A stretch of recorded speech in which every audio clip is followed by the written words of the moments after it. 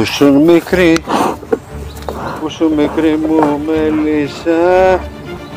Σήμερα θα μιλήσουμε για το κερί. Το κερί της μέλισσας φτιάχνεται από 8 χειρογόνους αδένες που έχει η μέλισσα. Το συλλέγουν οι εργάτριες από μέσα και με αυτό φτιάχνουν τα κελιά. Τα κελιά είναι τόσο τέλεια φτιαγμένα εξάγωνα που ίσως είναι ό,τι πιο τέλειο σε εξάγωνο υπάρχει. Έφερα μαζί μου και νερό για να δείξω κάτι, για να δείτε πόσο τέλειο είναι αυτό το πλάσμα, η μέλισσα.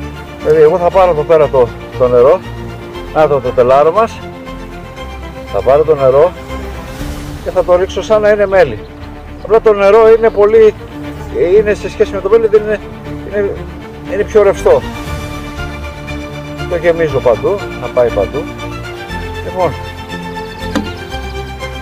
αν το γυρίσω ανάποδα όλοι έχουν την εντύπωση ότι θα πέσει.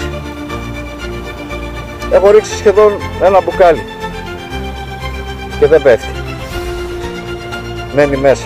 Είναι έτσι φτιαγμένα τα εξάγωνα της μέλισσας, ώστε να μην μπορεί να ρεύσει και το μέλι. Αν είναι ρευστό να μην μπορεί να ρεύσει. Γιατί στην αρχή όταν είναι νέκταρ είναι ρευστό.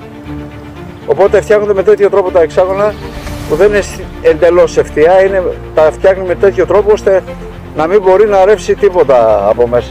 Και θα δείξω ότι το νερό είναι μέσα αν το τινάξω. Δηλαδή, αν το τινάξω τότε μόνο έτσι θα πέσει. Μόνο έτσι φεύγει το νερό από μέσα, από το τελάρο. Όπως θα δείτε το ένα είναι πιο σκούρο και το άλλο είναι πιο ανοιχτό. Παίζει ρόλο με το πόσο το έχω λιώσει. Εγώ αν το έχω λιώσει 2-3 φορές, 4 παραπάνω, βγαίνει πιο κίτρινο.